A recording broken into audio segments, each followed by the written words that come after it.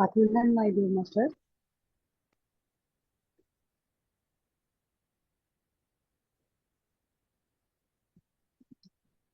start. आत्मनंदन my dear master, मैं Preeti Agarwal Shambhala spiritual foundation की तरफ से न्यू एंजल वर्कशॉप में आपके 17वें दिन में आपका मैं स्वागत करती हूँ। आज हमारे बीच पल्लवी कामरे मैम आई हैं, जो कि महाराष्ट्र से हैं और मैडम अभी 17 सालों से कतर में रह रही हैं। मैडम एक past life regression master and reiki reiki grand master हैं। Reiki grand master past life regression therapy देती हैं मैडम। मैडम कतर में ही रह करके एक वननेस मेडिटेशन सेंटर चलाती हैं। Qatar oneness meditation Qatar centre चलाती हैं। और मैडम पीएसएसएम की एक सर्टिफाइड टीचर है।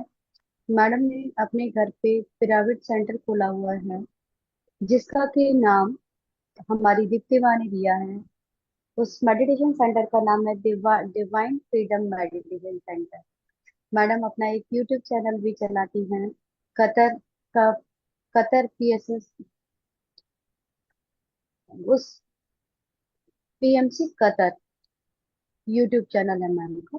तो आज हम हमारे टॉपिक जो है उसका नाम है आत्मविज्ञान। आज मैडम हमें आत्मविज्ञान के बारे में भी बताएंगी और ध्यान भी कराएंगी। तो आइए मैडम से मिलते हैं। Over to you ma'am, Pallavi ma'am. Thank you, Master. Thank you for wonderful introduction.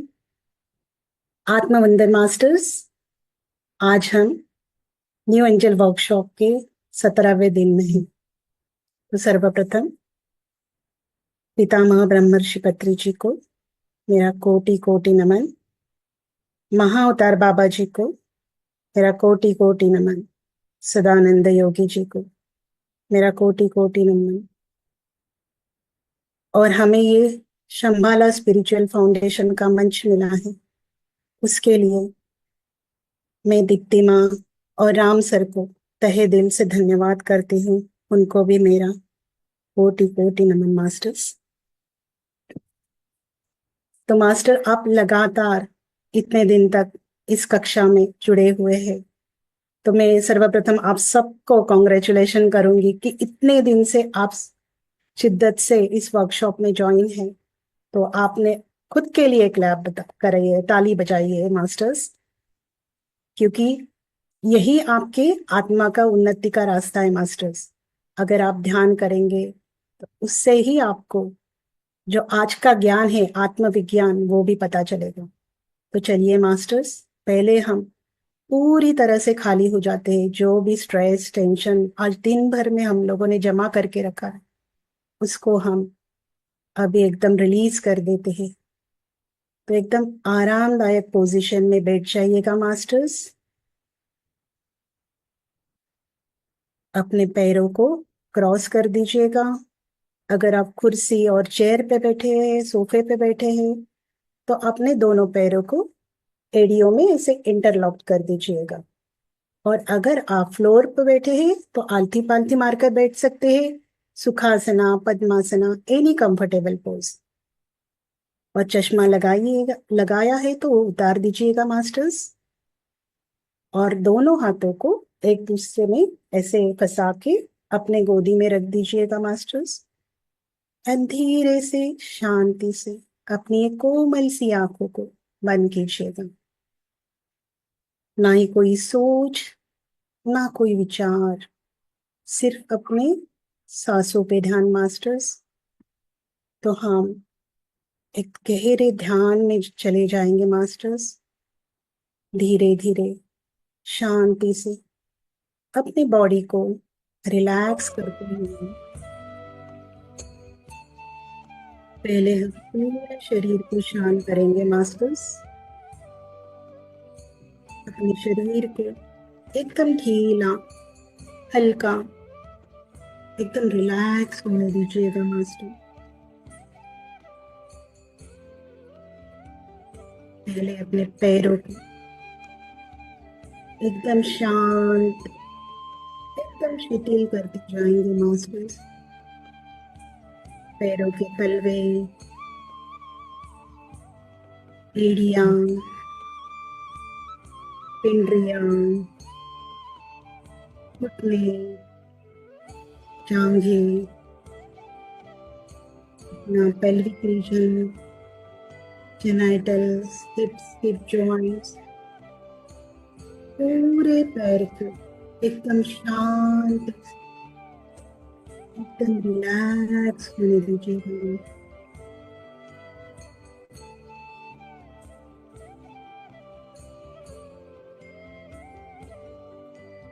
अपनी पीठ को हम शांत करेंगे, नीचे से लेके ऊपर तक अपने स्पाइनल कॉर्ड को यानी रीढ़ की हड्डी को हम शांत करते जाएंगे नीचे।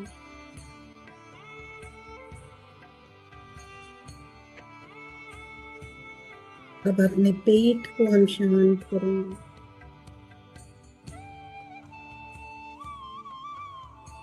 नाभि के ऊपर का हिस्सा, नाभि के नीचे का हिस्सा एकदम शांत हो चुका है।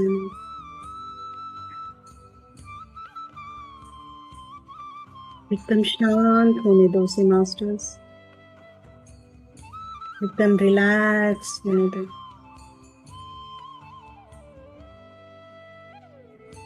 अपनी छाती को भी, चेस्ट के मसल्स को एकदम ढीला छोड़ दो मास्टर्स।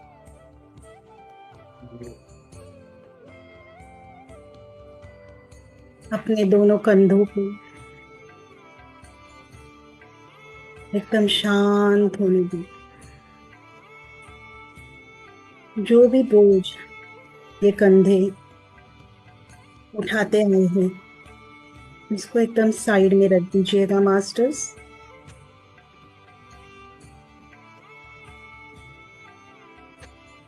ड्रॉप योर शोल्डर्स,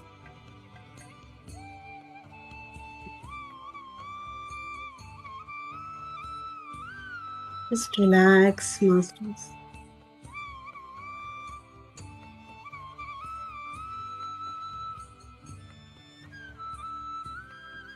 दोनों हाथों को पूरी तरह से शांत होने दो।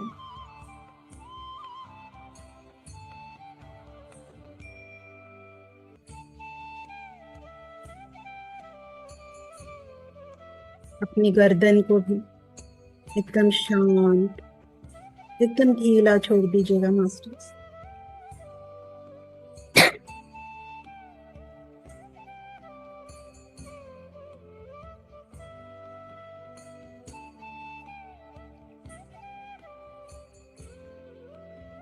अपने चेहरे को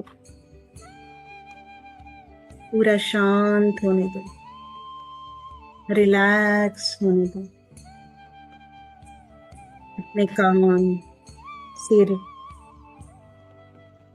एकदम पूरी तरह से, आपका पूरा शरीर एकदम शांत, शिथिल हो रहा है।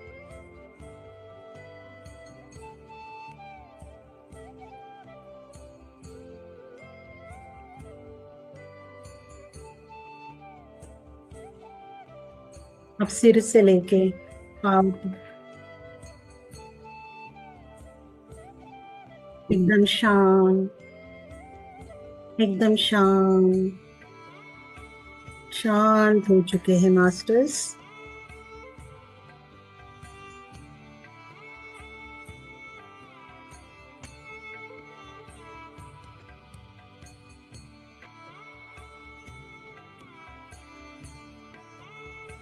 अब अपनी आइडेंटिटी को पूरी तरह से ड्रॉप कर दो, यानी जो भी अपना नाम है, डेजिग्नेशन है, उसको पूरी तरह से छोड़ दो मास्टर। खाली अपने आप के साथ जुड़ जाइएगा मास्टर।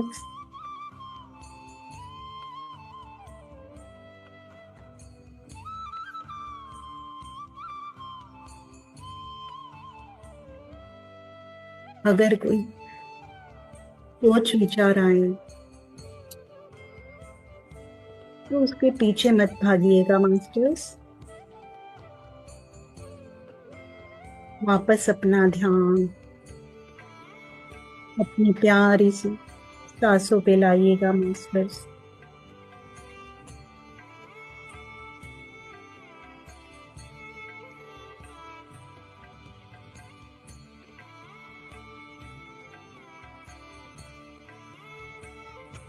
आती हुई श्वास,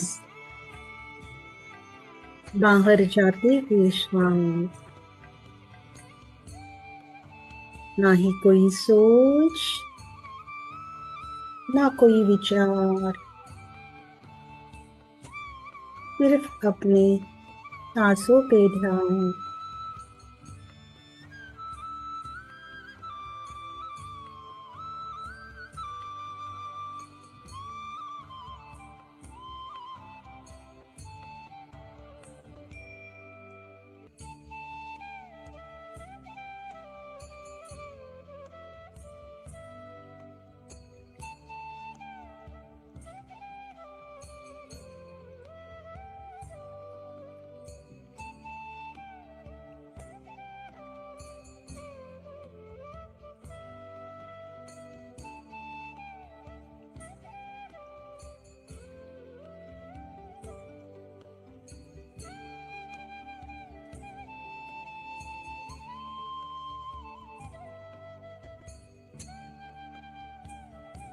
ना कोई भूतकाल की चिंता, ना कोई भविष्य की चिंता है।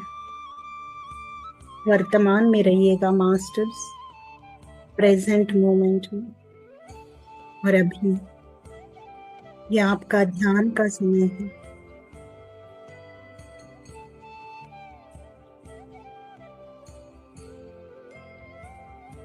तो उसी में ही डूब जाइएगा मास्टर्स।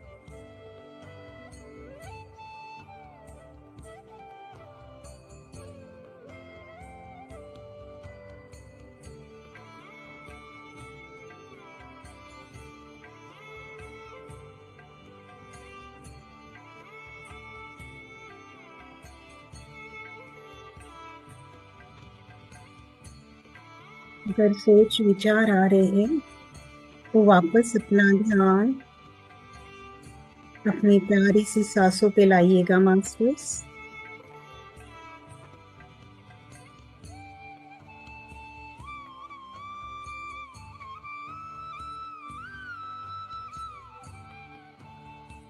इस आते और जाते हुए श्वासों को ही देखते जाना है मास्टर्स।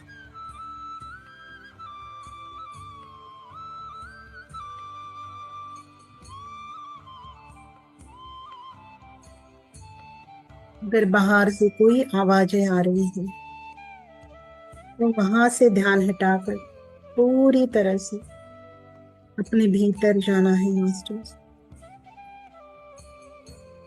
ये अपनी यात्रा है बाहर से अंदर की ओर।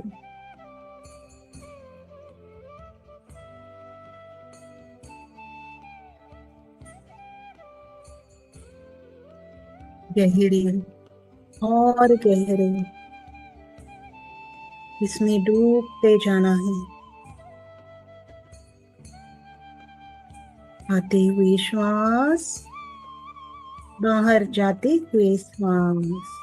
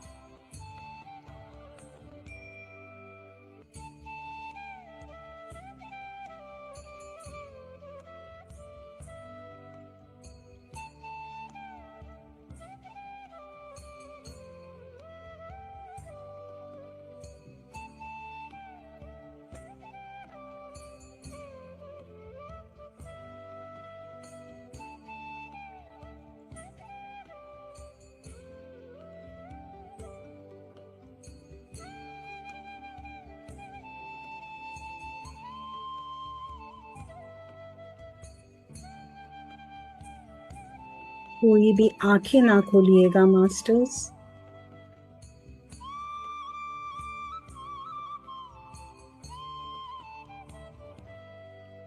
आंखों से 80% ऊर्जा वेस्ट हो जाती है अगर वो आप खोल देंगे तो। इसलिए ध्यान के समय आंखें बिल्कुल नहीं खोलनी है मास्टर्स।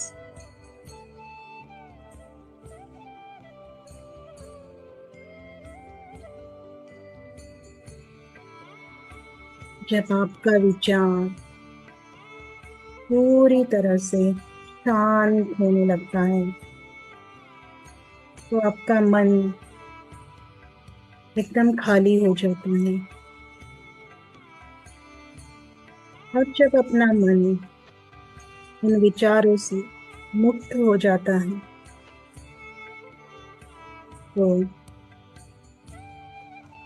ब्रह्मांडीय ऊर्जा, कॉस्मिक एनर्जी अपने शरीर के अंदर प्रवेश करने लगती है।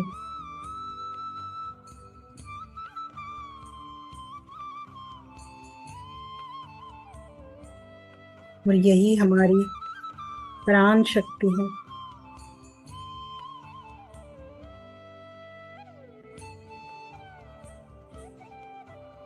यही हमें चलाती है,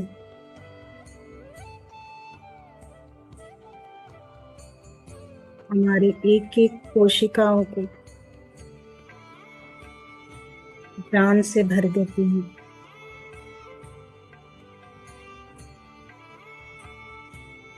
ये एकदम शांत मन से गहरे ध्यान में पूरी तरह से अपने अंदर अंतर यात्रा के लिए निकल चलिएगा मास्टर।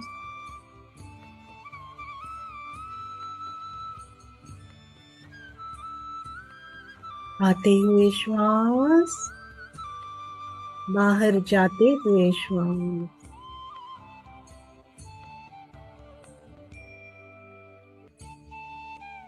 ना कोई सोच, ना कोई विचार,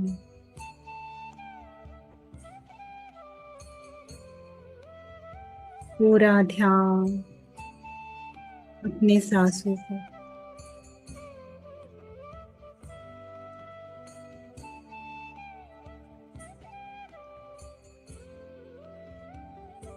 प्यारी सी मुस्कुराहट के साथ अपने साथ जुड़ जाइएगा मास्टर।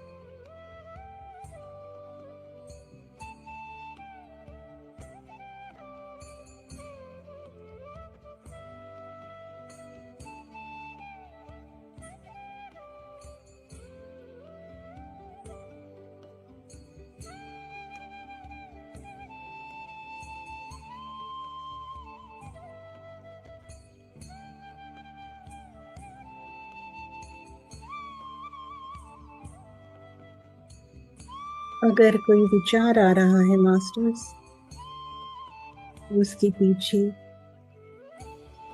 भागिएगा नहीं, वापस अपनी सांसों पे आइएगा मास्टर्स। आप बहुत अच्छे से ध्यान कर रहे हैं मास्टर। ऐसे ही अपने भीतर और भीतर उतरते जाइएगा मास्टर।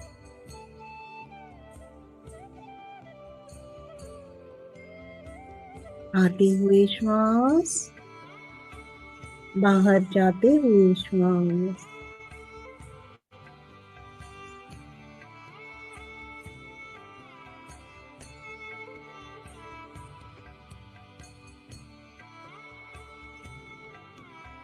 आते और जाते हुए श्वासों को माला फिरोते रहिएगा मास्टर्स।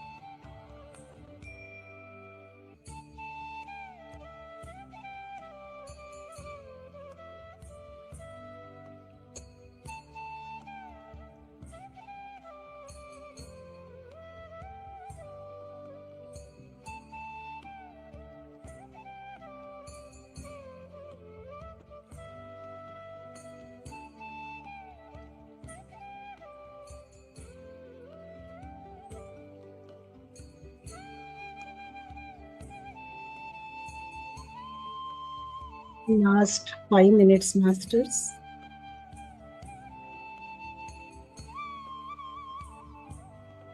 ध्यान कंटिन्यू करिएगा मास्टर्स। अपनी आती और जाती हुई सांसों से जुड़े रहिएगा। जो प्राण शक्ति, विश्व शक्ति आपके अंदर उतर रही है, उसे पूरी तरह से अपने शरीर में फैलने दीजिएगा masters. Energy is intelligent, it knows where to go. उसे पता है कहाँ पे उसकी जरूरत है, वो वहीं पर पहुंच जाएगी मास्टर्स। सिर्फ अपना ध्यान अपनी सांसों, ना कोई सोच, ना कोई विचार।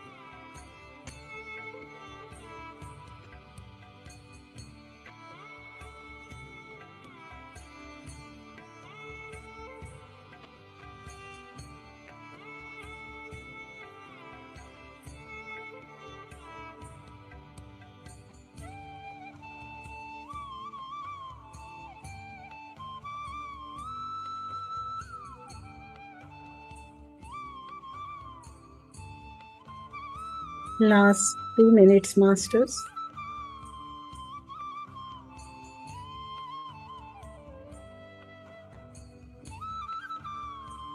धीरे धीरे अपनी स्वाभाविक चेतना में वापस आते जाइएगा मास्टर्स।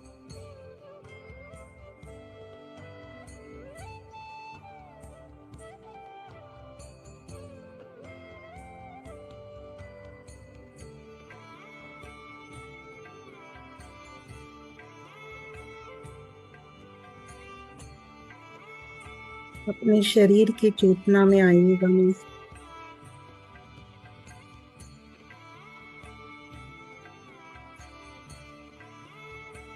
आजू बाजू की आवाज महसूस कीजिएगा मास्टर्स।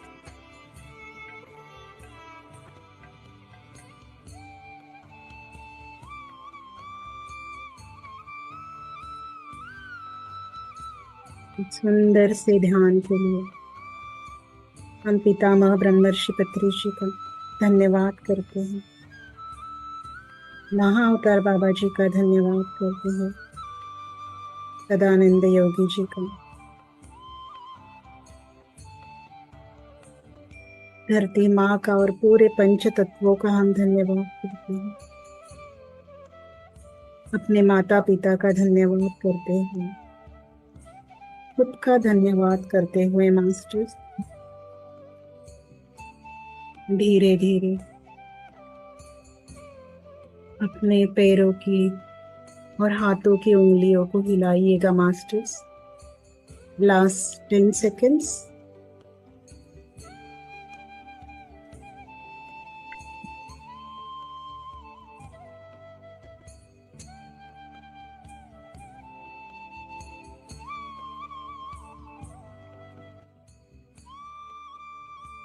टेन,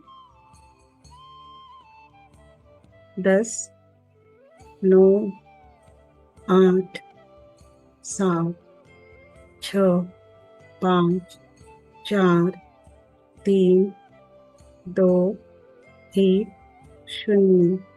अपने दोनों हाथों की हथेलियों को अपने आंखों पे रख दीजिएगा मास्टर्स, और हाथों के अंदर ही अपनी आंखें खोलिएगा।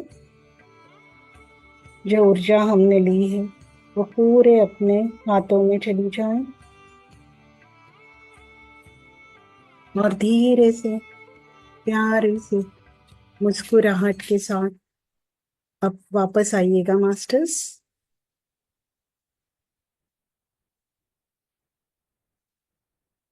अपने आप के लिए तालियां बजाइएगा मास्टर्स और drink a glass of water, पानी पीजिएगा मास्टर्स। सो जो ध्यान की ऊर्जा ली है वो पूरी तरह से अपने शरीर में फैल जाए। धन्यवाद masters. Thank you so much. Love and gratitude. Thank you masters.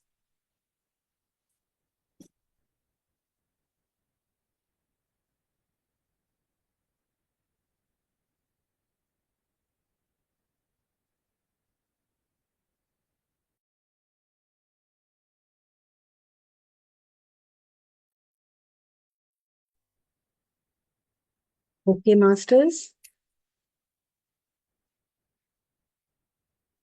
आप एकदम खाली हो गए हैं पूरी तरह से। स्ट्रेस, टेंशन सब ध्यान करके सब निकल गया है। तो हम ये आज का हमारा ज्ञान लेने के लिए आगे बढ़ेंगे मास्टर्स।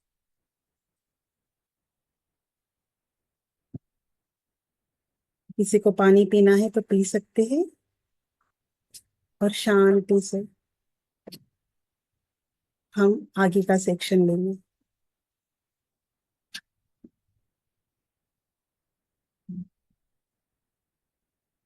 ओके मास्टर्स, हम शुरू करें अब। आप रेडी हो?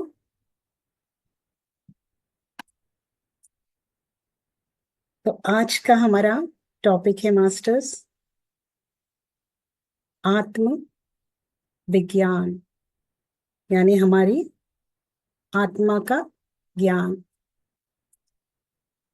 मैं आपको इसको एक पीपीटी के रूप में भी समझा सकती हूँ। तो हम मास्टर्स एक एक मिनट मैं आपको साथ पहले शेयर करती हूँ। Just 1 minute master.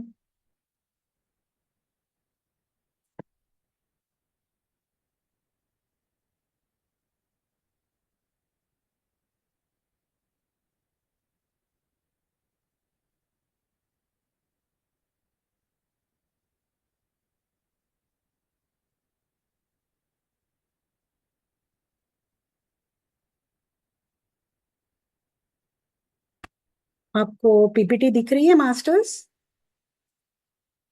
Yes ma'am. Okay okay master. Okay masters. तो सर्वप्रथम हम पितामह ब्रह्मर्षि पत्रि जी का, जो पीएसएसएम के फाउंडर हैं, उनका उनको नमन करते हैं इस सेशन के शुरुआत में, इस ध्यान की कक्षा की ओर आगे बढ़ने के लिए।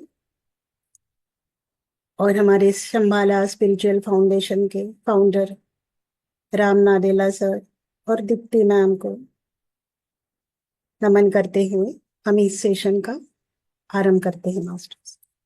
ओके मास्टर्स, आज का अपना विषय है आत्मविज्ञान। ओके मास्टर्स, तो आत्मविज्ञान में क्या है? आत्मविज्ञान दो शब्दों से बना है, यानी आत्मा और विज्ञान। पहले हम इन दोनों शब्दों के बारे में जानते हैं। अगर हम किसी एक विषय में नॉलेज लेते हैं तो हम उसे ज्ञान कहते हैं, और आत्मा के विशेष परिस्थितियों में अगर कुछ विशेष उसका ज्ञान लेते हैं तो उसे विज्ञान बोलते हैं। नहीं तो किसी भी चीज का हम एक विशेष नॉलेज यानी स्पेशल ऐसे परिस्थितियों में वो ज्ञान लेते तो उसको विज्ञान कहते हैं। तो आत्मा क्या है? भगवान श्री कृष्ण जी ने गीता में दूसरे अध्याय में कहा है। तो इस श्लोक का हम मतलब जानेंगे मास्टर्स। तो हम सभी जानते हैं कि आत्मा अविनाशी है, अजर है, अमर है ना मास्टर्स? तो आत्मा का कोई जन्म नहीं है और इसका कोई अंत नहीं है। आत्मा को न जन्म नहीं, मृत्यु नहीं है उसका। आत्मा को न कोई जला सकता है, न पानी में भिगो सकता है, न हवा सुखा सकती है, न तलवार इसे काट सकती है मास्टर्स। तो ये आत्मा कैसे है मास्टर्स? यानी आत्मा एक शुद्ध चैतन्य है मास्टर्स।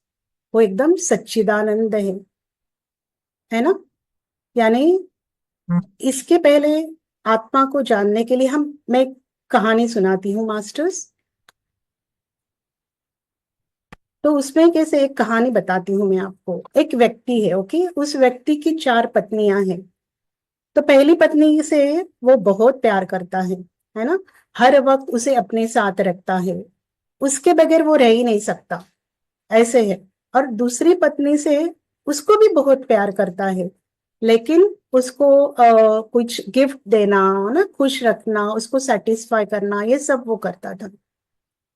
और तीसरी पत्नी है, तीसरी पत्नी को वो अच्छे अच्छे कपड़े देना, अच्छे अच्छे गहने देना, है ना, उसके साथ वो पार्टी में जाता था, यानी सबके साथ मिलाता था, ऐसे सब करता था। तो जो चौथी पत्नी है, उसकी तरफ तो वो ध्यान ही नहीं देता था, उसके बारे में, उसकी तरफ देखता भी नहीं था, कभी उसके बारे में सोचता भी नहीं था। तो ऐसे वो जीवन बिता रहा था अपनी चारों पत्नियों के साथ। लेकिन फिर क्या होता है, उसका अंत समय आता है, यानी उसकी मृत्यु की समय नजदीक आती है। तो उसने सोचा कि मेरी 4 पत्नियां हैं और मैं उनसे बहुत प्यार करता हूँ और वो भी मुझे बहुत प्यार करती है। तो मैं पूछूंगा कि मेरे साथ मृत्यु के बाद मेरे साथ कौन आएगा, यानी मेरे साथ कौन आएगा, ऐसे वो सोचता है, मैं पूछूंगा। और फिर वो पहली पत्नी के पास जाता है और उसे उसके पास जाके उसे पूछता है, मेरा मृत्यु का समय आ गया है, आप मेरे साथ मेरी मदद करने के लिए आओगे क्या?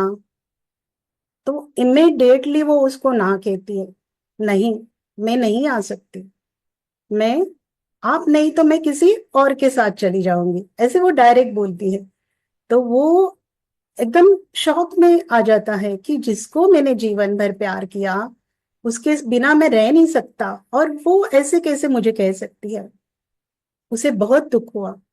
फिर वो दूसरी पत्नी के पास जाता है, फिर उसे बोलता है कि अ, तेरा मृत्यु का समय नजदीक आ रहा है, तो आप आओगी क्या मेरे साथ। तो वो भी बोलती है कि मैं आऊंगी, खाली जैसे वो जलाने तक, वहां तक मैं आपके साथ आऊंगी, और उसके बाद मैं नहीं आ सकती। तो उसको उसको भी वो बोली मैं तुम्हें एक ही लेवल तक फॉलो कर सकती हूँ, यानी उसके बाद नहीं। तो फिर से दुखी होता है, तो उसे समझ में नहीं आता है तो क्या करे। वो फिर तीसरी पत्नी के पास जाता है, तो वो पत्नी बोलती है आपको जलाए तब तक मैं आपके साथ रह सकती हूँ, लेकिन उसके बाद नहीं। तो वो बहुत दुखी होता है। फिर वो सोचता है अभी चौथी पत्नी के, यानी वो उसकी तरफ तो मैं ध्यान ही नहीं देता हूँ, उसको मैं कभी उसकी तरफ देखा भी नहीं, तो मैं अभी उससे पूछूं कैसे। फिर भी वो जाता है उसके पास, तो वो चौथी पत्नी उसके बगैर पूछे बोलती है मैं आऊंगी आपके साथ। तो वो शौक हो जाता है कि कैसे ये, जिसकी तरफ मैंने पूरा जीवन ध्यान नहीं दिया, कुछ नहीं, उसको प्रेम नहीं किया, और वो मेरे साथ आने को रेडी है। तो उसको लगता है कि फिर उसे पता चलता है कि यही सच्ची पत्नी है ना, क्योंकि वो उसकी ट्रू पत्नी है। तो जो फर्स्ट पत्नी होती है ना, जो हम उसका एग्जाम्पल ले, तो वो क्या होता है, अपने पास की धन दौलत, यानी मनी, जो हम लोग जिंदगी भर उसको कमाने में बिता देते हैं, उसके पीछे भागते हैं, लेकिन हमारी मृत्यु के बाद वो किसी और के साथ पास चला जाता है। जैसे पहली पत्नी वो दूसरों के पास जाने के लिए रेडी है, सेम वैसे ही होता है। फिर सेकंड पत्नी क्या है, जैसे हमारे रिश्तेदार, फ्रेंड्स, है ना, कि वो जब हमारे घर पे आते हैं तो हम उन्हें खुश रखने का बहुत प्रयत्न करते हैं, उनको जो चाहिए वो देना, उनका ख्याल रखना, ध्यान रखना, हम उनके लिए सब करते हैं। लेकिन वो भी एक ही लेवल तक आपके आपके साथ आ सकते हैं, उसके बाद वो नहीं आ सकते। फिर वो थर्ड पत्नी कौन होते हैं, ये अपना शरीर, ये शरीर जो जलाने के बाद नहीं रहता, तो वो होता है थर्ड पत्नी जैसा, कि वो नहीं रहता, यानी जलाने के बाद वो मिट जाता है। और वो फोर्थ पत्नी है, जो जलाएंगे वहां तक आ सकती है, लेकिन जैसे ना कि हम लोग बोलते हैं कि हमारा शरीर है, जलाने तक हमारे साथ रहता है, जलाने के बाद पूरा मिट जाता है, वैसे वो फोर्थ पत्नी क्या है, मरने के बाद भी हमारे साथ रहता है। यानी वो क्या है, जो मरने के बाद भी हमारे साथ रहता है, वो है हमारा आत्मा, हमारी आत्मा। शरीर मिट जाता है, सोल यानी अपनी आत्मा वो हमेशा अपने साथ रहती है। तो और एक मैं एग्जांपल दूंगी आत्मा के बारे में, जैसे जानकारी करने के लिए। ये पेन है, ओके। तो ये पेन का बाहर का जो शेल है, आउटर शेल है, जो बाहर का कवर है, वो अपना भौतिक शरीर है। उसे हम एकदम अच्छी तरह से रखते हैं, उसको एकदम सुंदर दिखता है ये, राइट। लेकिन इसके अंदर की, यानी ये जो अंदर हम खोलेंगे तो ये रिफिल जो है, वो होता है हमारा सूक्ष्म शरीर, यानी सप्तल शरीर। यानी इसमें हमारे सब पांच ज्ञानेन्द्रिय, कर्मेंद्रिय, है ना, वो सब आते हैं, षड्रिपु जो अपने इनर इनर इसमें इनर शेल में। तो ये है हमारा भौतिक शरीर, ये सूक्ष्म शरीर। और जब ये सूक्ष्म शरीर से ये जो रिफिल है, ये रिफिल जब निकल जाएगी, तो वो होता है कारण शरीर। जब ये कारण ही निकल जाएगा, यानी जो इंक ही निकल जाएगी, तो आपको बार बार यहाँ पे आना नहीं पड़ेगा। तो ये सब शरीर क्या है, ये अलग अलग होते हैं। जैसे भौतिक शरीर अलग है, सूक्ष्म शरीर अलग है, कारण शरीर अलग है, और मैं हूं। तो ये मैं कौन हूं, है ना, हमें जानना है ना, ये मैं क्या है। वही आनंद है, सच्चिदानंद है, एक कॉन्शियसनेस, चेतना है, वही, उसे ही हम आत्मा कहते हैं। और आत्मा को जानना इतना आसान नहीं होता। एक हमें क्या होता है, एक हम जैसे ज्ञान, ज्ञान को जानते हैं ना, ज्ञान क्या होता है, ये जो भौतिक ज्ञान है ना, हमें बहुत ज्ञान रहता है कि हम हमें ये व्यवहारिक ज्ञान रहता है, राइट। एक आत्मा को देखा, एक ज्ञान क्या है, तो ज्ञान ये जो हम लोग बाहरी ज्ञान जो है, प्रापंचिक ज्ञान है, राइट, स्कूल कॉलेज में यूनिवर्सिटीज में सिखाते हैं, वो भी एक ज्ञान है, राइट, नॉलेज है। जैसे अलग अलग सब्जेक्ट हमें रहता है, मैथ्स रहता है, साइंस रहता है, सब रहता है, ये सब्जेक्ट हमें रहते हैं, उसका ज्ञान हम लेते हैं। लेकिन कोई हमें आत्मा के बारे में ज्ञान नहीं देता। हमें खाली बाहर का नॉलेज बहुत है, लेकिन अपने अंदर का, अपनी आत्मा के बारे में नॉलेज ही नहीं है।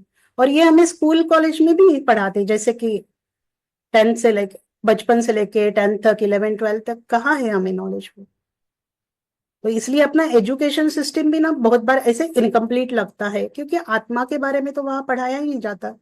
इसलिए हमें पता ही नहीं चलता। तो एक भौतिक ज्ञान है, एक आध्यात्मिक ज्ञान है, यानी आध्यात्मिक विज्ञान, ये आध्यात्मिक ज्ञान से भी ऊपर होता है। जब हम भौतिक स्तर पे रहते हैं ना, खाना पीना सोना, बच्चे पैदा करना ना, बहुत से लोग बोलते हैं कि वो भौतिक ज्ञान है। बहुत से लोग ये भी बोलते हैं कि मैं आत्मा हूं। लेकिन आत्मा के स्तर पे कितने लोग रहते हैं? हम अपने आप से ये प्रश्न कर सकते हैं कि हम लोग आत्मा के स्तर पे जी रहे हैं, क्या हम शारीरिक रूप में जी रहे हैं, कि खाली हम इस इंद्रिय को अपने जो है उनको ही, उनके ही सुख के लिए भागते रहते हैं, है ना। इससे बाहर आके हमें आत्मा के इवोल्यूशन के बारे में जानना है मास्टर्स। तो हम आगे की स्लाइड पे करते हैं।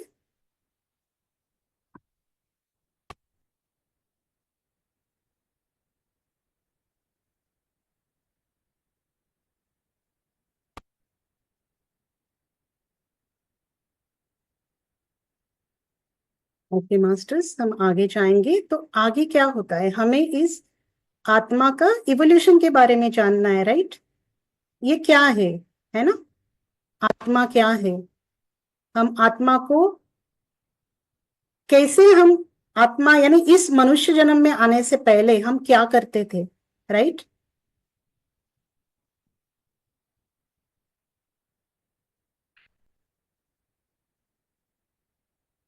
बस इसका,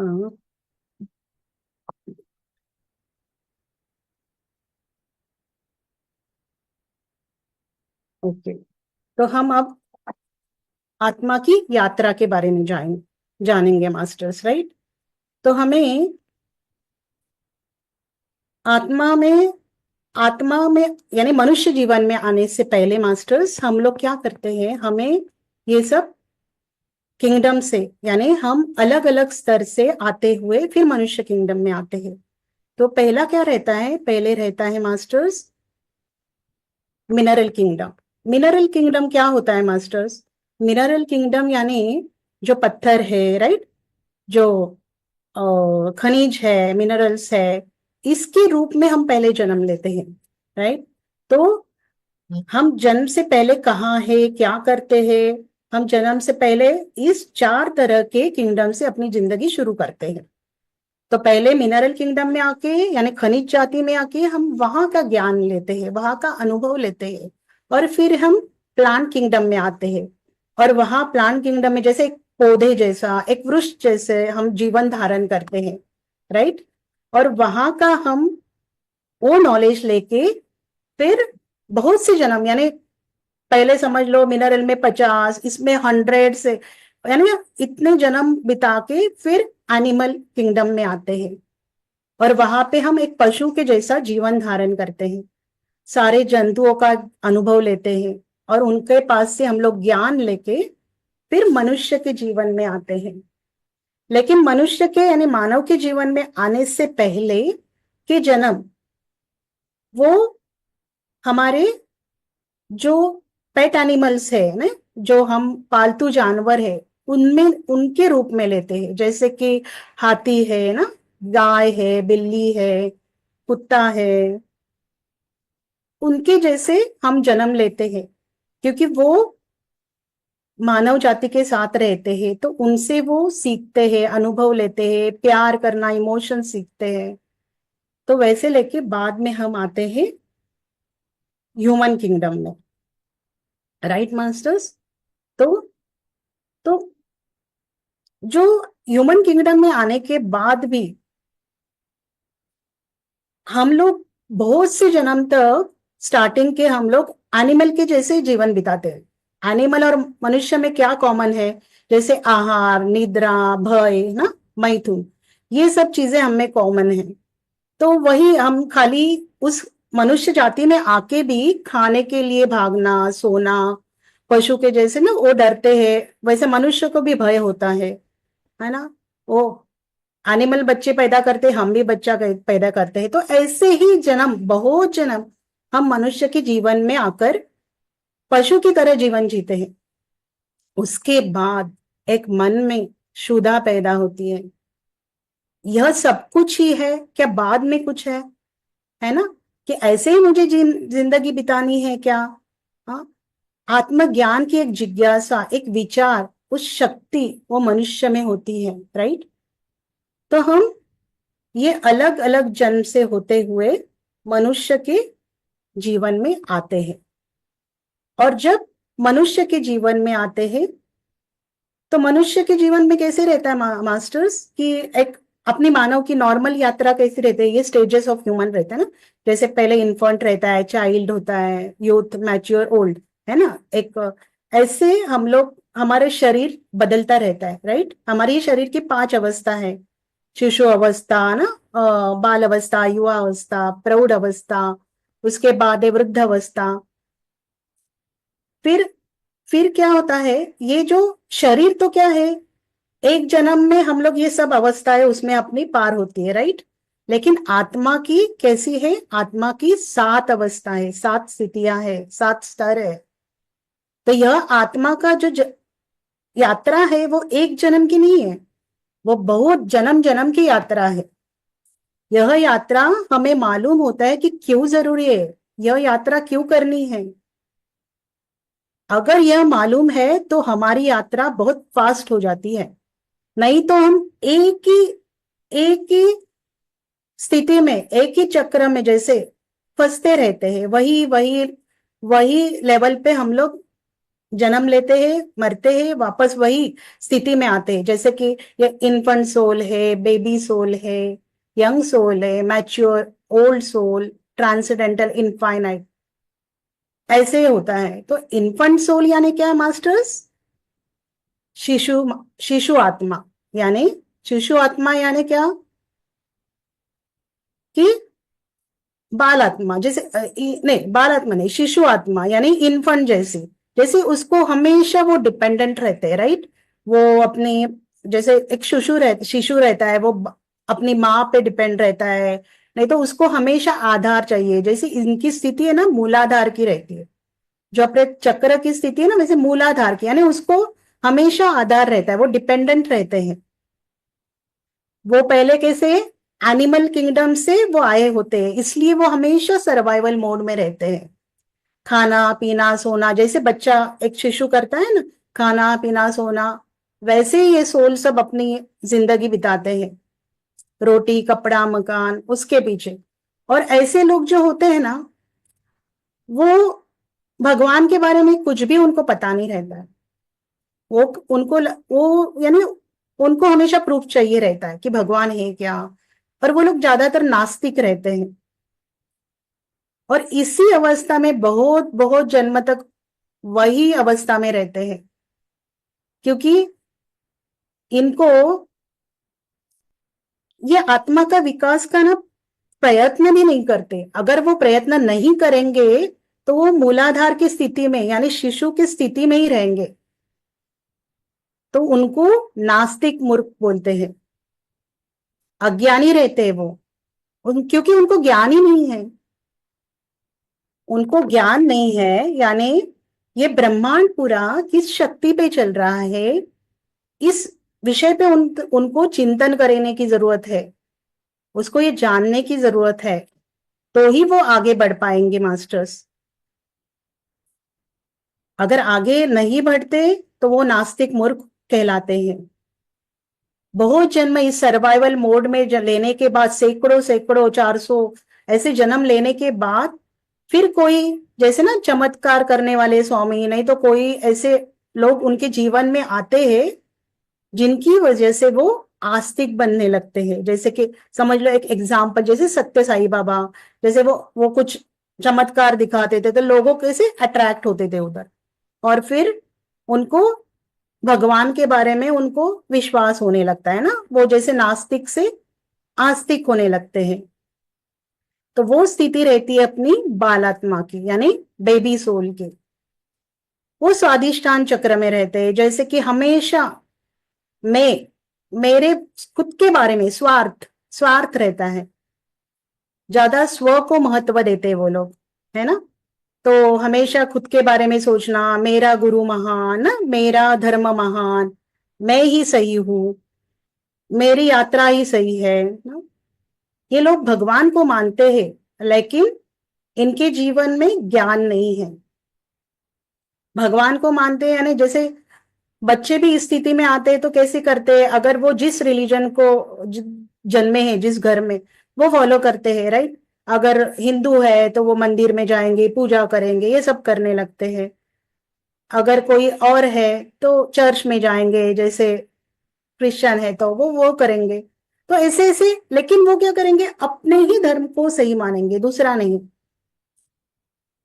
तो इसलिए क्या होता है मास्टर्स, इनका आगे वो बढ़ते नहीं है, वही अवस्था में फंसे रहते हैं, क्योंकि ये बहुत रिलीजियस पर्सन होते हैं, धार्मिक होते हैं, उनके धार्मिक ज्ञान, लेकिन ज्ञान नहीं होता। ज्ञान क्या है कि मैं शरीर नहीं हूं, मैं आत्मा हूं, आत्मा का ज्ञान ही नहीं रहता उनको। और ज्ञान कब मिलता है, ध्यान में आने से। भगवान को मानते हैं लेकिन इनके जीवन में ज्ञान नहीं है, इसलिए उनको क्या कहते हैं, आस्तिक मूर्ख, है ना।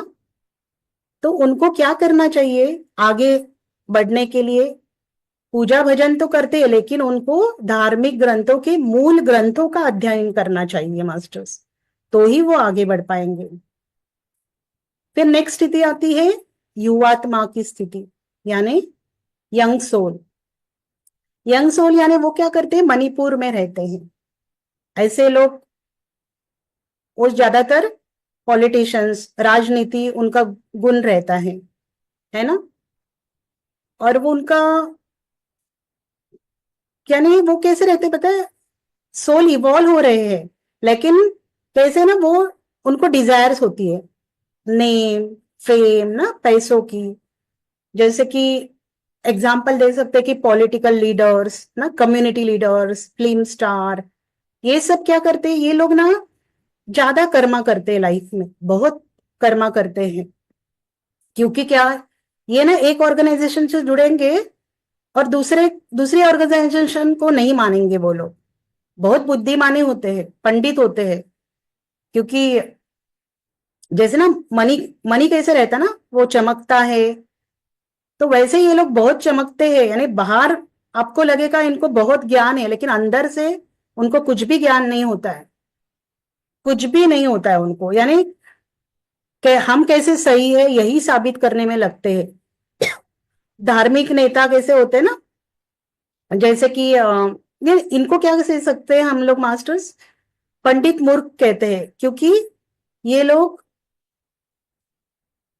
वो लोग उसमें फंस जाते हैं ना, तो उनको पंडित मूर्ख करते हैं, क्योंकि उनको बाहर का नॉलेज है, यानी वो लोगों को बताएंगे, सब वो पढ़ते हैं जो है वो बताएंगे, लेकिन खुद उसको आत्मसात नहीं करेंगे, खुद के जीवन में नहीं उतारेंगे। तो वो पंडित मूर्ख कहलाते हैं मास्टर्स। सर्वधर्म का सार एक ही है, ये लोगों को बताते हैं लेकिन अपने जीवन में अमल नहीं करते उसका। तो उनको क्या करना होगा, जो बता बता रहे हैं उसका खुद को आचरण करना होगा मार्ग, और उसके साथ उनको ध्यान करना चाहिए, तो ही वो नेक्स्ट लेवल में जा सकते हैं।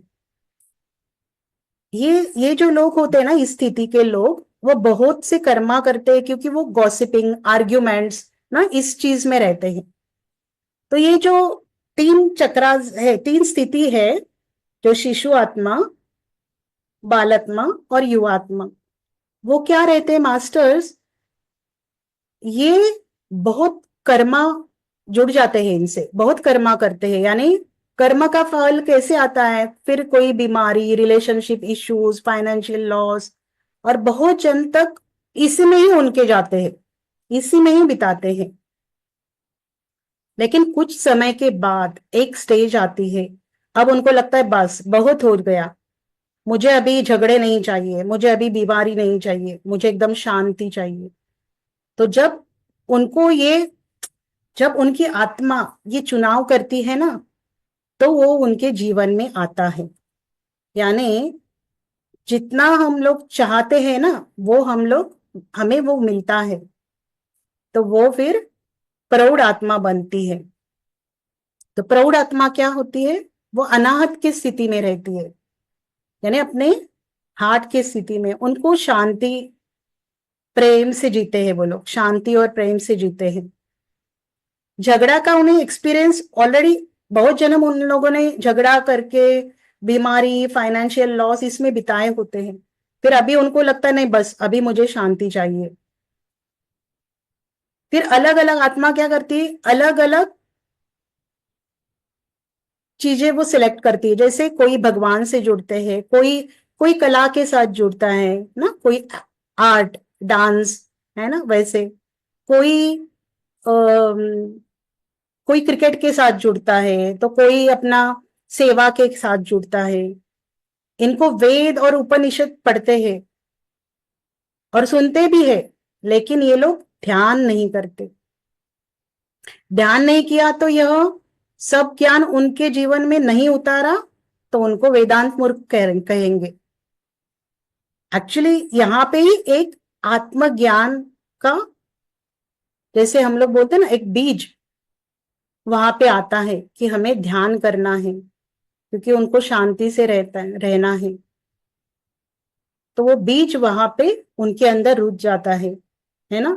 बहुत सारे जन्म इसी अवस्था में रहते हैं, फिर वो आत्मज्ञान चाहिए ऐसा सोचते हैं, तो कुदरत उनके लिए वो अरेंज करती है। जैसे हम सोचते हैं वही यूनिवर्स हमारे लिए हमारे सामने लाता है। आपको भी लगा होगा कि जब आपने सोचा होगा मुझे ध्यान करना है, तो आपके सामने वो ध्यान कहीं न कहीं जगह से कुछ आया होगा, वीडियो आता है, कभी हम कोई फ्रेंड हमें कहता है। तो ऐसा ही होता है मास्टर्स, यूनिवर्स आपके सामने सभी पॉसिबिलिटीज लाता है। पर आत्मा जब चुनाव करती है ना, तब वो नेक्स्ट अवस्था में जाती है, नहीं तो हजारों जन्म उसी अवस्था में उसको निकालने पड़ते हैं। फिर आत्मा जब चुनाव करती है तो आत्मज्ञान, जब आत्मज्ञान होता है ना, जो बीज डाला होता है वो बीज का पौधा बनने लगता है, तो वो ध्यान करने लगते हैं, ध्यान करने लगते हैं और वो विशुद्धि की स्थिति में आते हैं। विशुद्ध की स्थिति में आके वो वृद्धात्मा बनते हैं। यानी यहाँ पे वो सब समझ जाते कि मैं शरीर नहीं हूं, आत्मा हूं ना। ध्यान कितना करना चाहिए, ध्यान से उनका नाड़ी मंडल भी शुद्ध होने लगता है, जो उनके षड्रिपु है उससे वो मुक्त होने लगते हैं, जैसे काम, क्रोध, लोभ, मोद, मोह, मत्सर।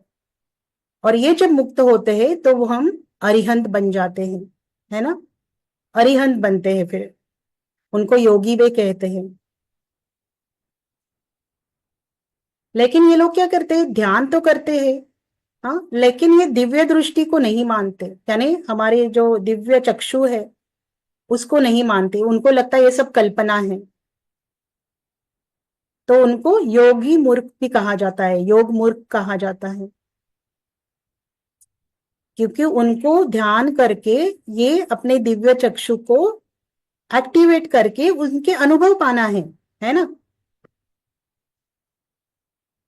लेकिन इस स्थिति में वो कंप्लेंट नहीं करते है ना, एक्सपेक्टेशन नहीं करते, हमारा डिसीजन हम खुद लेते हैं, हमारे लाइफ की रिस्पॉन्सिबिलिटी लेना सीखते हैं। बहुत सारे लोग ध्यान करते हुए योगी बनते हैं, षड्रिपु से मुक्त होते हैं, क्रोध डर से मुक्त होते हैं। उनको यही लगता है कि बस यही, यानी अभी मैंने बस ध्यान कर रहा हूं, ये सब मेरा, इससे मुक्त हो गया हूं, ये बहुत है, इसके आगे यात्रा नहीं करनी। और वो फिर वही अटक जाते हैं। ध्यान तो आया जिंदगी में, लेकिन वहीं पे अटक जाते हैं, आगे नहीं जाते, योग मूर्ख कहलाते हैं वो। बहुत सारे लोग ध्यान करके वो मन शांत करते हैं, फिर जब उनको नो जजमेंट नो कंप्लेंट इन सूत्र का पालन करने लगते हैं, नो इंटरफेरेंस, तब ध्यान का विस्तार होता है ना।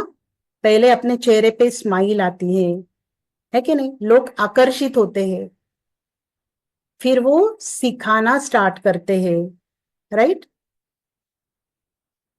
और फिर उनको ध्यान की ऊर्जा मिलती है और उसका विस्तार बढ़ता जाता है, उस ऊर्जा का विस्तार भी बढ़ता जाता है, उनका इंट्यूशन पावर बढ़ने लगता है, कार्य क्षमता बढ़ने लगती है।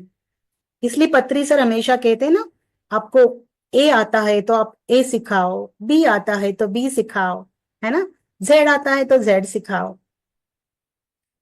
हमें अंदर से ही मैसेज आता है कि हमें क्या सिखाना है। तो वो आत्मा तब विमुक्त आत्मा यानी ट्रांसेंडेंटल सोल बनती है, आज्ञा चक्र की स्थिति में रहती है। ज्ञानी ऋषि उनको दिव्य चक्षु को वो प्राप्त करते हैं,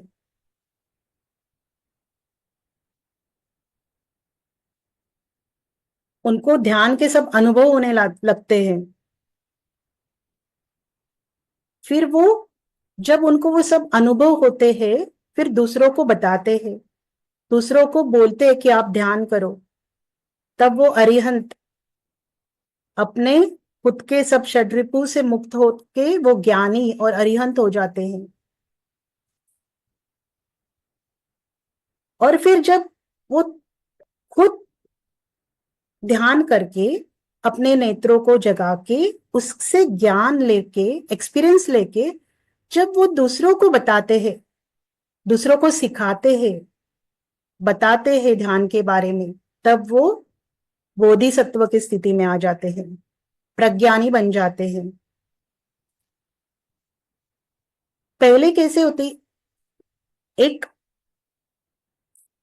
पहले ज्ञान आता है, राइट, कि हमें ध्यान करना है, फिर खुद ध्यान करते हैं तो आत्मज्ञान आने लगता है। आत्मज्ञान कैसे आता है, हम शांति से ध्यान में बैठ के ना, जब हमारा शरीर, सूक्ष्म शरीर जब हम बाहर निकलने लगता है, जो हमें एक्सपीरियंसेस होते हैं, तब हमें पता चलता है कि नहीं, मैं ये शरीर नहीं हूं, है ना। और फिर जो उसमें अनुभव आते हैं, जब हम दूसरों को बताते लगते हैं, तो ऐसे एक एक स्थिति से हम आगे आगे बढ़ने लगते हैं। अनेक तरह से सबको वो सिखाने लगते हैं, वो खुद आचरण भी करते हैं और सिखाते भी हैं। यानी ध्यान से उन्हें जो अनुभव मिल रहे हैं, जो एक्सपीरियंसेस होते रहे, वो खुद आत्मसात करके सबका नॉलेज लेके वो दूसरों को सिखाने लगते हैं। वो कोई एक ही गुरु में नहीं अटकते, उसे, अगर एक ही जगह पे अटक गए ना, उसे प्रज्ञान मूर्ख कहते हैं। आज्ञा चक्र में अनंत नॉलेज है, वह सीखा तो यहां से, यानी इस आज्ञा चक्र से हम सहस्त्रार से जा सकते हैं। यानी आज्ञा चक्र में कैसे दो पेटल होते हैं, और अगर हमें सहस्रार तक पहुंचना है तो वो वहां तो 1000 पेटल्स होते हैं, तो उससे हमें आज्ञा चक्र में आके उस लेवल तक जाने के लिए एक्टिवेट करना पड़ता है मास्टर्स। वो कैसे कर सकते हैं, है ना? तो विमुक्त आत्मा क्या है? ये आज्ञा चक्र की स्थिति है, राइट? मैं आत्मा हूं, है ना, और सब कुछ मैं हूं। जब ध्यान का अभ्यास करते हैं, वो अपने आप को सब रूप में देखते हैं, वो यानी सब में खुद को देखते हैं। जैसे देश में भी, काल में भी, कण कण में चैतन्य को, उस उसका अनुभव करते हैं। जैसे हम लोग बोलते हैं सर्वात्मा, अहम आत्मा ब्रह्म, अहम ब्रह्मास्मि, इस स्थिति में वो आते हैं और उसका सब जगह अपने आप को देखते हैं। सूरज में अपने आप को, चंद्र में अपने आप को, पूरे विश्व में, है ना? तब उसके अंदर वो ब्रह्म ज्ञान घटित होता है। अहम ब्रह्मास्मि, अहम अयम आत्मा ब्रह्मा, प्रज्ञानम ब्रह्म, यह उनसे मुंह से निकलने लगता है। तो वो आत्म प्रज्ञानी बन जाते हैं। ध्यान करके आत्मज्ञान आता है और वो एक्सपीरियंस लेके जब वो खुद को वननेस में जब आते हैं, सर्वत्र खुद को देखते हैं, सब मैं ही हूं, वो जब पता चलता है, तब वो आत्म प्रज्ञानी बनते हैं। यूनिवर्स में जो कुछ है हमसे ही है, वो समझ में आ जाता है। आज्ञा चक्र में उनको दिखाई देता है, वो खुद सब में है, यह पता चल जाता है और वो फिर सबको जागरूक करने लगता है। तो वो बोधिसत्व की स्थिति में पहुंचता है। आत्मविज्ञान की स्थिति में पहुंचकर जब वो एक पौधा का स्थिति होता है, वो फिर सबको सिखाते आज्ञा से फिर सहस्त्रार की ओर, है ना, विमुक्त से अनंत की ओर बढ़ने लगता है। वो दिव्य चक्षु खुल जाने के बाद उसका उपयोग करके एक प्रज्ञानी ही आत्मविज्ञानी बन सकता है, स्पिरिचुअल साइंटिस्ट बन सकता है। जब ध्यान के अनुभव होके, ज्ञान लेके, उसको खुद आत्मसात करके हम जब दूसरों को सिखाते हैं और फिर उस ज्ञान को और ध्यान को सबको बांटना है, सबको बुद्ध बनाना है, ऐसा करने वाला ही आत्मविज्ञानी महाबुद्ध, एक स्पिरिचुअल साइंटिस्ट बनता है।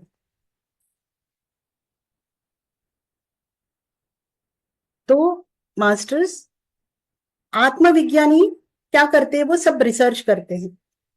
आत्मा का विशेष रूप है, राइट? आत्मा विज्ञानी सभी लोगों का नॉलेज लेना, अलग अलग शरीर को जानना, कारण लोक को, महाकारण लोक को, सत्य लोक को, है ना, और वहां का ज्ञान लेके उसे आत्मसात करके वो लोगों को सिखाते हैं, तभी वो आत्मविज्ञानी बनते हैं। आज्ञा चक्र में 2 पेटल्स होते हैं, सहस्त्रार में 1000 पेटल होते हैं। धीरे धीरे सबके साथ ज्ञान को बांटकर दूसरे आत्मज्ञानी वो बनाते हैं और जब तब उनका एक एक पेटल खुलने लगता है। धीरे धीरे वो सिखाते सिखाते सर्वात्मा की स्थिति में पहुंच जाते हैं।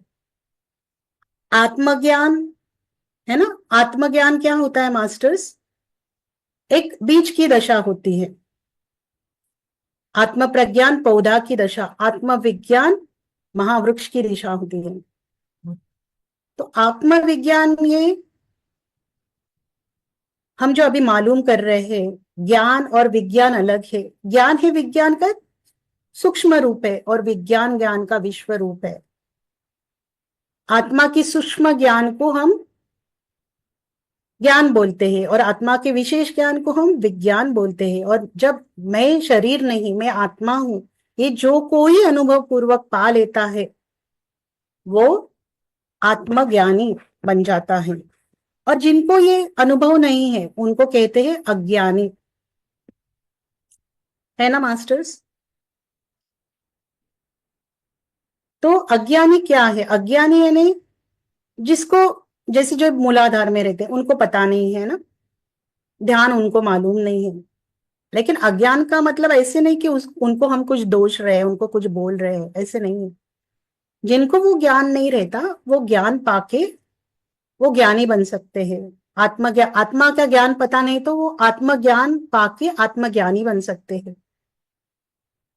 तो वो कैसे पा सकते हैं? वो तो ध्यान से ही होता है। और ध्यान करके जो पौधा यानी बीज की दशा, एक सीड की दशा है, जब उनको आत्मज्ञान आने लगता है ध्यान करके, सर्वत्र मैं हूं पता चलने लगता है, सब में मैं हूं ये पता चलता है, तब वो आत्म प्रज्ञानी यानी वो बीज से पौधा बनता है। और फिर पौधा से जब वही सर्वात्मा की स्टेट से परमात्मा की स्थिति में आता है, तब वो महावृक्ष की दशा में स्थित आता है। तो हमें मास्टर्स अरिहंत से बोधिसत्व और फिर बुद्धत्व की स्टेट में जाना है ना। एक बीज की दशा का भी अंत हो सकता है, पौधा की भी दशा का अंत हो सकता है, लेकिन महावृक्ष की जो दशा है उसका कभी अंत नहीं होता, वो एक अनंत है। आत्मविज्ञान की स्थिति एक अनंत स्थिति है। जब हम धीरे धीरे आत्मविज्ञान की दशा में पहुंचते हैं तो हम अनंत की दशा की ओर पहुंचते हैं मास्टर्स। यहाँ पे हमें स्टॉप नहीं करना होता है, ये यहाँ पे विस्तार होता जाता है, ज्ञान का विस्तार होता है, अनुभूतियों का विस्तार होता है। एक विज्ञानी, विज्ञानी क्या होता है? एक प्रज्ञानी के ऊपर है ना। एक प्रज्ञानी ज्ञानी के ऊपर है। तो एक ज्ञानी आत्मा की दशा को पाता है, तो वो जिसको आत्मा का नॉलेज नहीं वो अज्ञानी है, राइट। तो इस तरह से हमें जर्नी करनी है मास्टर्स, इन्फेंट से इनफाइनाइट सोल तक, कहीं पर रुकना नहीं होता। आत्मा को हमेशा आगे आगे बढ़ते जाना चाहिए। अगर वो कहीं पे स्थिति में अटक जाते हैं तो क्या होता है मास्टर? उसे हम मूर्ख कहलाते हैं। जिस चक्रा में अटक जाएंगे उस चक्रा में वो फिर उसी चक्रा में रहेंगे वो।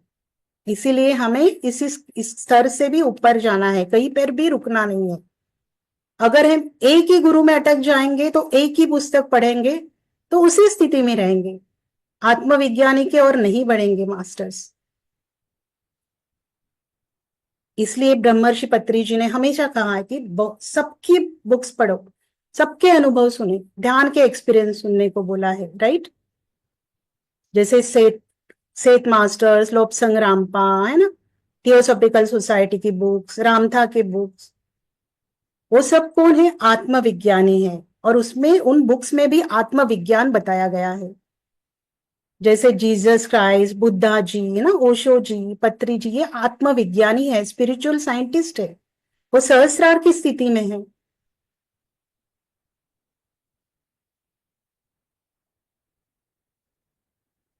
ये आत्मविज्ञान एक अनंत प्रवाह की तरह होता है मास्टर। पितामह ब्रह्मर्षि पत्री जब 1976 में, उनके एक मित्र है रामचंद्र रेड्डी से, वो ध्यान के अनुभव उन्होंने सुने, और वो ध्यान के अनुभव सुनते ही उनमें आत्मज्ञान अंकुरित हुआ।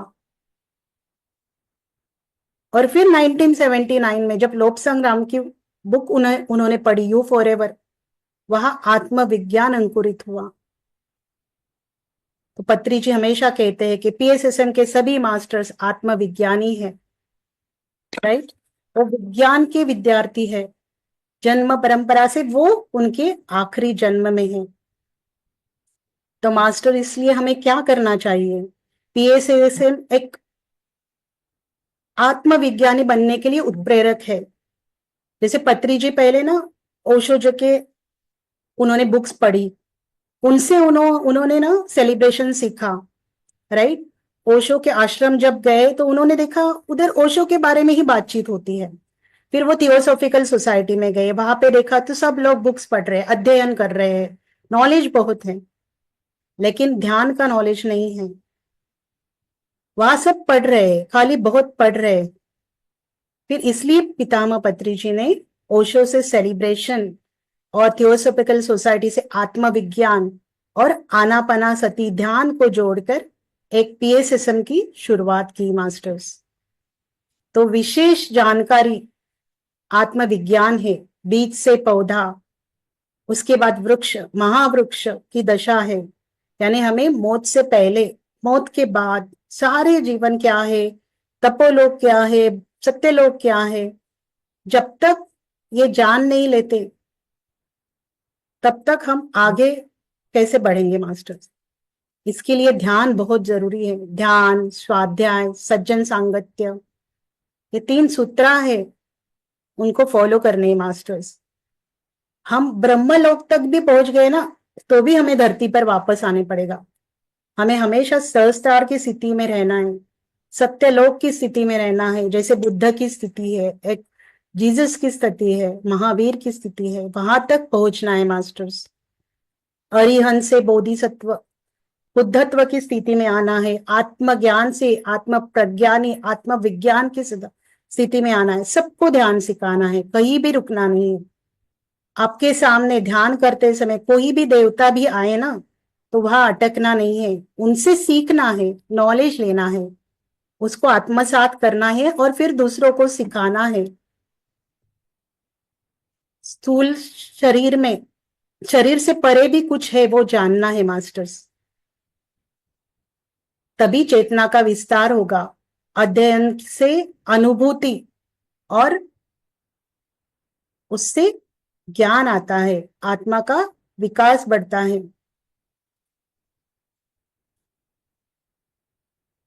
जब सब कुछ आपने ज्ञान मिला है ना, उसको दूसरों को सिखाना है। हमेशा आत्मविज्ञानी बनना है। योगी से ऋषि, महर्षि, ब्रह्मर्षि की तरफ बढ़ना है आगे मास्टर्स। पत्री जी कहते हैं कि आपको ये आत्मविज्ञान की स्थिति में पहुंचना है। आप सभी आत्मविज्ञान की स्थिति में जाने के लिए तैयार है मास्टर्स, इसलिए आप तक ये ज्ञान पहुंच रहा है। आप ये कार्यशाला जो चल रही है वो शिद्दत से, पूरी तरह से दिल से कीजिएगा मास्टर्स। जैसे जैसे हमें ज्ञान बढ़ता है,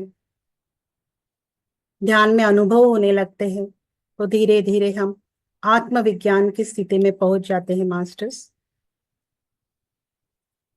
पत्री जी आत्मविज्ञान के बारे में कहते हैं, ध्यान के माध्यम से हम अपने अतीत और भविष्य को देख सकते हैं। अपने अतीत को जानने से हमें यह समझ में आता है कि हमने कई शरीर बदले हैं, कई तरह के उतार चढ़ाव वाले जीवन का अनुभव से गुजरे हैं। अंततः हमें एहसास होता है कि हम ये शरीर नहीं, आत्मा है। अयम आत्मा ब्रह्मा, अहम ब्रह्मास्मि तत्वमसि। इसका मतलब है कि हम सब कुछ है, हम शाश्वत है। ऐसी अवधारणाओं को समझना शुरू करते हैं। इस पूरे विषय को ही आत्मविज्ञान कहते हैं माय डियर दोस्त, my dear friends, my dear masters. ये पितामह ब्रह्मर्षि ने कहा है मास्टर्स। तो मास्टर्स, थैंक यू मास्टर्स, बहुत बहुत धन्यवाद आप सबका, बहुत बहुत धन्यवाद। Thank you so much. तो हमने सभी आत्मविज्ञान की स्थिति में पहुंचना है। पीएसएसएम के मास्टर्स ऑलरेडी उस स्थिति में है, खाली उसका हमें समझना जरूरी है। खुद को ज्ञान आना, आत्मज्ञान आना, प्रज्ञान आना जरूरी। तो उस स्थिति तक सभी लोग पहुंच जाएंगे master. Thank you, thank you. इतना कह के मैं अपनी वाणी को विराम देती हूँ masters. Thank you so much.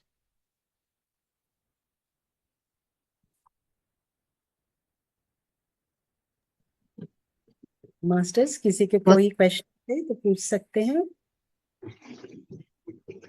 आज थोड़ा लंबा हुआ क्योंकि आत्मविज्ञान समझाना थोड़ा शॉर्ट में नहीं होता है, इसलिए थोड़ा एक्सटेंड हुआ सेशन।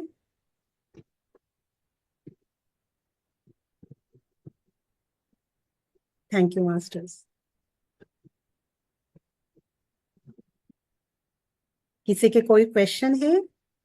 कोई प्रश्न नहीं है मैम, क्या?